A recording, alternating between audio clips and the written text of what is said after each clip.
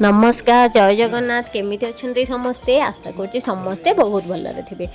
आज मु ऑफिस रू जल्दी पळै आसी कहीं बापा काली ओडिशा फेरी जी आसला बापा सहित टे टाइम स्पेंड भी करें बोली किसी जिनस आनी मम्मी आ माँ को पठेबी बोली तो बापा से सब गले बाहर कर आग मत देखा तापर मुझे नेबी बापा से सब वेट चेक करते जदि वेट कहीं बापा फ्लाइट रे जी अधिक वेट भी अलाउ नहीं तापरे मोना को कहते पैकिंग करदेवाई कहीं मुझे पैकिंग नक आम जी जुआड़े जाती मोना ही पैकिंग करे तापरे मोना और बापा ये दीज मिसिक पैकिंग करुले वीडियो करूली बापा गोटे परफ्यूम भावुले देवी बोली तो बापा कहले कि तू तोर जो पसंद दे मत भी कौन पसंद कर मुझे कहली मत हेल्प करियो बोली तुम देख लो कौ परफ्यूमटा बापा भल लगे स्मेल ये करके देख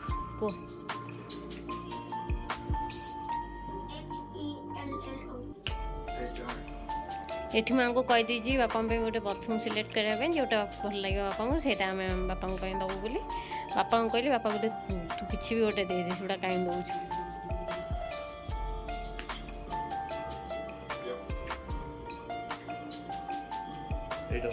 कौटे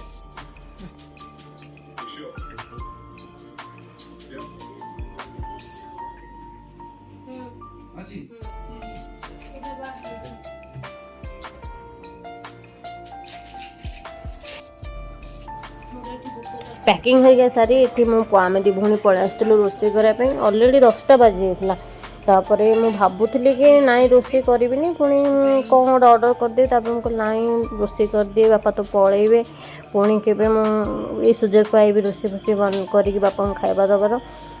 मत सबुठ बहुत भल लगे मुझे जहाँ भी बनई था बापा केवे कौन कहते कि खराब हो कि भल हो माने भल होते तो खराब होते भी बापा कहीदेवे कि भल हो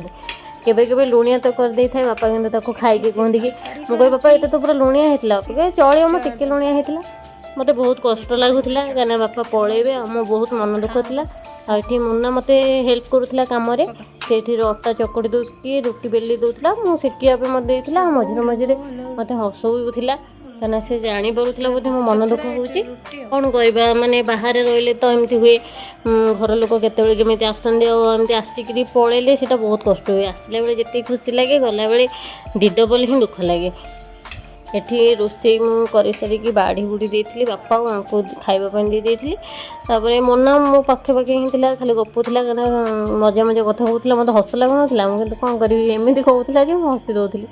बापा को खाଇବା देदेकी एमती दी भौणी बस कथा होलु मु ऑफिस तो पलाए सका रोषेबास सारे ऑफिस पलाए आ मोना तार ही बापा सहित बेसी टाइम स्पेंड करे बापा सहित कथा हुए तो मुझे मन दुख करी से मत कहला कि तू कौन मन दुख कर मत ही मन दुख करार अच्छे कहीं तुम तो दीज व्यस्त रुह पूरा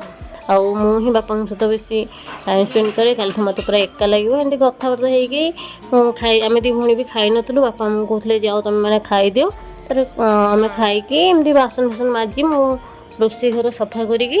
आसली शोयापे से भी मो भौणी कहला कि दे दे काली आमको किए न खाइला किए कह जाओ खाईदि डेरी है भावुलु सब कथा।